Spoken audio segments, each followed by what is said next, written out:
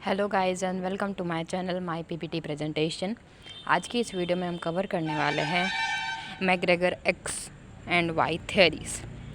जो मैकग्रेगर हैं हमें एक थ्योरी दिए हैं जिसका नाम है X and Y theory. X and Y theory basically एक ऑर्गेनाइजेशन में वो बताते हैं एक मैनेजर्स को कि ऑर्गेनाइजेशन में दो टाइप के वर्कर होते हैं, एक जो कि एक्स थ्योरी में आते हैं, दूसरे जो कि वाई थ्योरी में आते हैं। एक्स थ्योरी वाले जो बेसिकली होते हैं वो नेगेटिव थॉट्स के रहते हैं, वो सेल्फ मोटिवेटेड जरा भी नहीं होते। When can I go home, वो ऑर्गेनाइजेशन आते ही हैं, बेसिकली उनका माइंडसेट यही रहता है कि उनका काम ख़त्म हो और वो जल्दी से जल्दी घर जा पाएँ।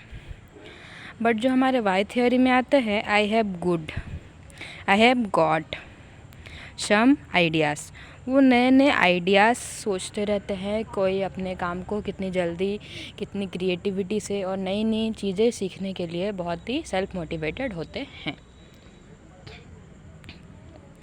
McGregor X and Y theory.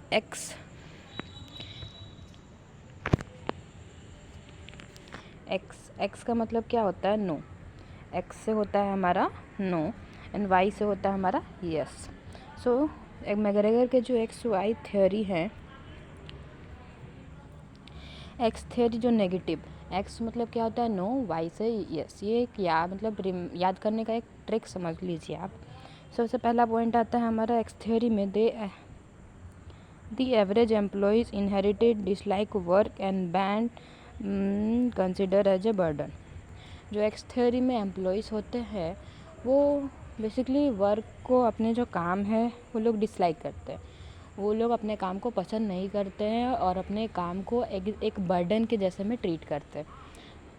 मतलब उनके ऊपर कोई बोझ है जो वो बस आते हैं और सुबह आएंगे, वो लोग का बस मोटिव यही रहता है आराम करो, ऑर्गेनाइजेशन का कुछ प्रॉफिट हो ना हो वो लोग को उससे कोई भी लेना देना नहीं है। बस वो चाहते हैं कि उन्हें उनकी सैलरी मिलती रहे और वर्क को एज ए बर्डन ट्रीट करते हैं और उतना काम में जो भी नॉर्मल उन्हें काम आता है वही काम को वो एक्सेप्ट करेंगे और ज़्यादा कुछ अपना इंटरेस्ट भी नहीं दिखाते हैं। सेकेंड है हमारा, दे मस्ट बी फोर्स्ड और threatened with the punishment to get the things done. जैसे कि मैंने बताया, वो लोग कुछ भी काम करने के लिए सेल्फ मोटिवेटेड नहीं होते हैं, सो वो लोग को डराना, फोर्स करना पड़ता है कोई भी काम को करवाने के लिए। थ्रेटन मतलब क्या? डराना धमकाना पड़ता है कि आप ये काम नहीं करोगे तो ये हो जाएगा, ये काम ऐसे करना चाहिए, वैसे करना चाहिए, नहीं करोगे तो आपको ये पनिशमेंट्स मिलेगी। उन लोग को हमें डरा धमका के अपना काम निकलवाना पड़ता है जो एक्स थ्योरी में एम्प्लॉयज़ आते हैं। थर्ड है, they resist changes and like to work with their traditional method. वो जो एक्स थ्योरी में आते हैं हमारे एम्प्लॉयज़, वो भी कोई भी चेंजेस हो उसे रेसिस्ट करते हैं, उसे मतलब उन्हें चेंजेस पसंद नहीं है और वो चाहते हैं कि जो उनका ट्रेडिशनल मेथड है, जो पुराने टाइम से जो करते हुए आ रहे हैं, वो वही टेक्निक से काम करते रहे। वो कोई भी नया चेंजेस आता है तो उसे अडॉप्ट नहीं करना चाहते, रेसिस्ट करते हैं कि कैसे भी उसको हम अवॉइड करें बस। फोर्थ यार हमारा, they are less ambitious and low creative. उन लोगों का बेसिकली कोई एम्बिशन ही नहीं रहता। जब वो लोग काम करना ही नहीं चाहते तो उन लोगों का कोई एम्बिशन ही रहता है ना। जैसे कोई एम्प्लॉय है, क्लर्क है, ओके, क्लर्क है तो उसका एम्बिशन क्या रहना चाहिए? वो कि मैं मैनेजर बनूंगा, देन सीईओ बनूंगा, एक्सेट्रा एक्सेट्रा। तो उन लोगों को कोई भी मतलब एम्बिशन ही नहीं रहता है, बस वो चाहते हैं मेरे को मेरी सैलरी मिले, मैं घर जाऊँ और कुछ भी हो ऑर्गेनाइजेशन में, नो हो ना हो, उन्हें उससे कोई भी लेना देना नहीं होता है। और लो क्रिएटिविटी, कुछ भी काम करने के लिए नए नए आइडियाज़ सोचना, वो लोग को लगता है हम इतना अपना दिमाग खर्च क्यों करें, हमें तो सैलरी उतना ही मिलने वाला है ना, तो हम इतना अपना एफ़र्ट्स क्यों डालें। वो लोग कुछ भी एफ़र्ट्स डालते नहीं। फिफ्थ है हमारा, they self centred and indifference to organisational activity. Self centred है, जो एक्स थ्योरी में एम्प्लॉयज़ आते हैं वो सेल्फ सेंटर्ड होता है, सिर्फ अपने बारे में सोचते हैं, अपना काम बनता, भाड़ में जाए जनता, ओके। मतलब वो सिर्फ चाहते हैं कि उनका जो भी रिक्वायरमेंट है वो फुलफ़िल हो, ऑर्गेनाइजेशन का कुछ भी प्रॉफिट हो ना हो, उन्हें उससे कोई भी लेना देना नहीं होता है। Okay, they are self centre का मतलब समझ आया, सिर्फ अपने बारे में सोचना, सेल्फिश एक टाइप से। They work for economic and financial gain, वो सिर्फ जब अपने बारे में सोच रहे हैं तो उनका एम क्या रहेगा, इकोनॉमिक, वो लोग को अपना फाइनेंशियल और इकोनॉमिक गेन वो लोग चाहते हैं। अगर वो लोग का इकोनॉमिक और फाइनेंशियल गेन हो रहा है, ऑर्गेनाइजेशन लॉस में भी चले, then they will not care at all, वो लोग कुछ उसके बारे में थोड़ा सा भी नहीं सोचेंगे। ये थे हमारे थ्योरी एक्स के सारे जो भी एम्प्लॉयज़ है उनके अंदर में क्या क्या फीचर्स होते हैं, कैसे सोचते हैं। तो एक मैनेजर को ये दोनों ही पता होने चाहिए। जो हमारे एक तो मैनेजर को जो पता रहेगा यहाँ पे एम्प्लॉयज़ इस टाइप के हैं तो उनसे मैनेजर को पता रहेगा कैसे काम निकलवाना है।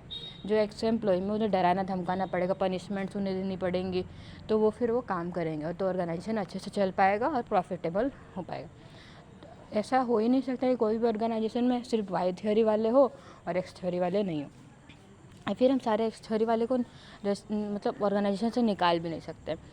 तो हमें मैनेजर को मैनेज करके चलना पड़ता है एंड देन वो ऑर्गेनाइजेशन रन कर पाएगा। तो है अब हमारा है जो हम एक्स थ्योरी में जो भी हमने पढ़ा उसका जस्ट ऑपोजिट है हमारा वाई थ्योरी। अगर आपको सारे पॉइंट्स एक्स थ्योरी वाले का रन है तो उसके जस्ट ऑपोजिट आप वाई थ्योरी को लिख सकते हैं। आपको रटना एकदम भी नहीं है, ये सब बहुत ही ईजी टॉपिक्स है जो आपको बस समझना है और बस राइटिंग स्किल आपके हैंड में होना चाहिए। मैं आपको सजेस्ट करूँगी, कोई भी अगर मैनेजमेंट का पेपर है आपका एग्ज़ाम में, आप कोई भी 12th में हो, 11th में हो, कोई भी बोर्ड हो, BBA हो, BCom हो, first year second year, MBA तक में ये वाला टॉपिक कवर होता है। तो आपके लिए मतलब रटेंगे तो हम कल भूल जाएंगे, ओके ना। तो हमें उसको समझना है, अंडरस्टैंड करके रखना है। तो हम बस हमारे हाथ में, दिमाग में समझा हुआ रहने से हमारे हाथ में इतना स्किल रहना चाहिए कि हम उसे एग्ज़ाम में बहुत ही अच्छे तरीके से प्रेजेंट कर पाएँ। तो जब हमने एक्स थ्योरी का सारे पॉइंट्स हमें रिमेंबर होंगे तो हम वाई थ्योरी को इजीली लिख सकते हैं। फिर भी उसे एक बार कवर आउट करते हैं। Employee find the work in natural as play as और रेस्ट।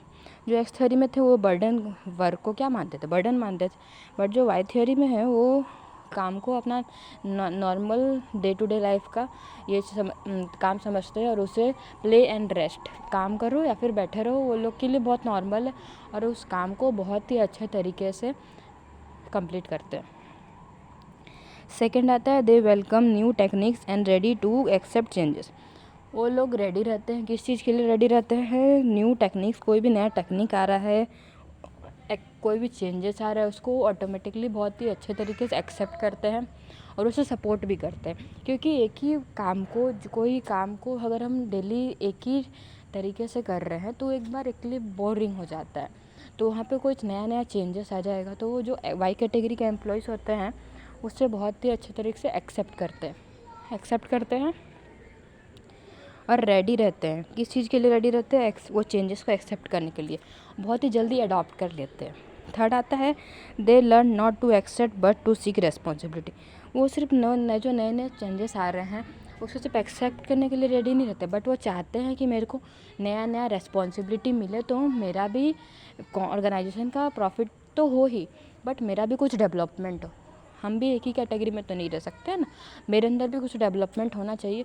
तो जो रेस्पॉन्सिबिलिटी वो चाहते हैं कि ऑर्गेनाइजेशन उन्हें रेस्पॉन्सिबिलिटी दे और उस रेस्पॉन्सिबिलिटी को वो पूरा कर पाए अच्छी तरीके से। फोर्थ आता है they are self motivated and self control. वो कोई भी काम करने के लिए उन्हें बार बार बोलना नहीं पड़ता है कि तुम्हें ये काम करना है। वो सेल्फ मोटिवेटेड रहते हैं और कोई भी काम रहे वो सेल्फ मोटिवेशन के साथ अच्छी तरीके से अपना काम समझ के पूरा करते हैं। They are intellectual, imagination and creative. कोई भी काम को कैसे क्रिएटिव वे में, कोई नए तरीके से, अगर मैं आपको सपोज एक टीचर आपको क्या दे रहा है, कोई प्रोजेक्ट बनाने के लिए दे रहा है, तो कोई बच्चे रहेंगे क्लास में जो कि उसे एक बर्डन समझेंगे, जो कि वाई एक्स थ्योरी में आते हैं, और उससे मतलब जैसे भी बस ख़त्म करना है। और कुछ स्टूडेंट रहेंगे बहुत ही क्रिएटिव माइंडसेट, उस प्रोजेक्ट को कितनी अच्छे से प्रेजेंट कर पाएँ, नई नई आइडियाज़ अपने इमेजिनेशन लगा के उसे बनाएंगे। तो वही होता है ऑर्गेनाइजेशन में। जैसे स्कूल में या फिर कॉलेजेस में हम देखते हैं दो क्लासेस में भी दो कैटेगरी के बच्चे होते हैं, वैसे ऑर्गेनाइजेशन में भी दो टाइप के एम्प्लॉयज़ होते हैं। लास्ट पॉइंट आता है they want to maximise use of their potential. जो एक्सरी थे उनका एम क्या था, फाइनेंशियल और इकोनॉमिकल गेन वो लोग चाहते थे। बट जो वाई कैटेगरी में आते हैं वो क्या चाहते हैं, मैक्सिमम वो लोग का जो पोटेंशियल है, जितना वो काम कर सकते हैं तो उसका वो मैक्सिमम यूज करना चाहते हैं। वो सिर्फ ऑर्गेनाइजेशन के डेवलपमेंट, सिर्फ अपने बारे में नहीं सोचते, सेल्फ सेंटर्ड नहीं है, बट वो चाहते हैं कि अगर हमारा डेवलपमेंट हो रहा है, ऑर्गेनाइजेशन का और हमारा दोनों का डेवलपमेंट साथ में हो और दोनों ही साथ में ग्रो करें। तो ये था हमारा एक्शन वाई थ्योरी जो कि हमारे मैकग्रेगर सर ने दिया था। Action Y theory. आपको ये वीडियो कैसा लगा है प्लीज़ हमें कमेंट बॉक्स में कमेंट करें और हमारे चैनल को लाइक शेयर और सब्सक्राइब करें। Thank you for watching.